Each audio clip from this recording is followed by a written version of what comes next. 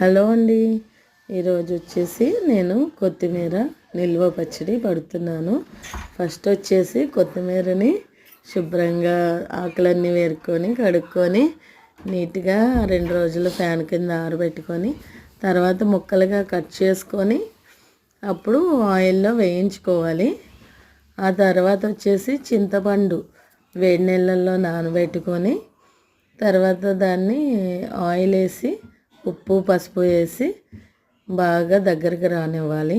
తర్వాత ఆవాలు మెంతులు జీలకర్ర వేయించుకోవాలి.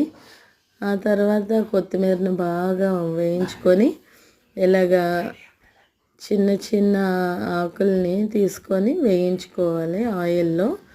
బాగా ఆయిల్ అంతా ఇంకిపోయి నీట్గా బాగా ఫ్రై చేసుకోవాలి.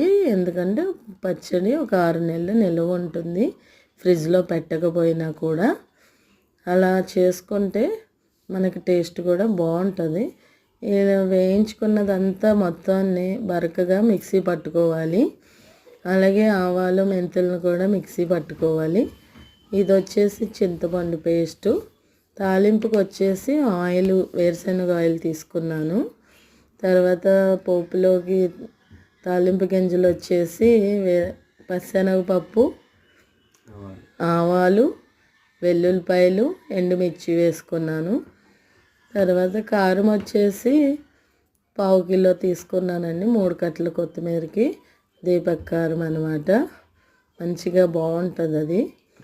అలాగే ఆవాలు వేసుకోవాలి, చింతపండు పేస్ట్ వేసుకోవాలి, సాల్ట్ వేసుకున్నాను. మొత్తం అంతా కలిగి తిప్పుకోవాలి. ఇది ప్రమోషన్ వీడియో కాదండి, నేను వాడే కారం చెప్తున్నాను. తాలింపు కూడా పోసుకొని బాగా కలిగి తిప్పుకొని 3 days దీన్ని మగ్గనివ్వాలి. ఆయిల్ అంతా ఎంత వేసినా కూడా పీల్చేస్తుంది. 3వ రోజుకి బాగా మగ్గి అసలు స్మెల్ అయితే అదిరిపోతుందండి. చూడండి ఎంత బాగుందో, నోట్లో వాటర్ వచ్చేస్తుందండి, అంత బాగుంది పచ్చడి.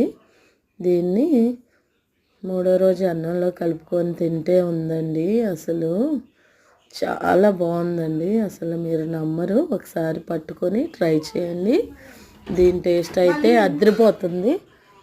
ఈ వీడియో నచ్చితే లైక్ అండ్ సబ్స్క్రైబ్, నన్ను సపోర్ట్ చేయండి. బాయ్ అండి.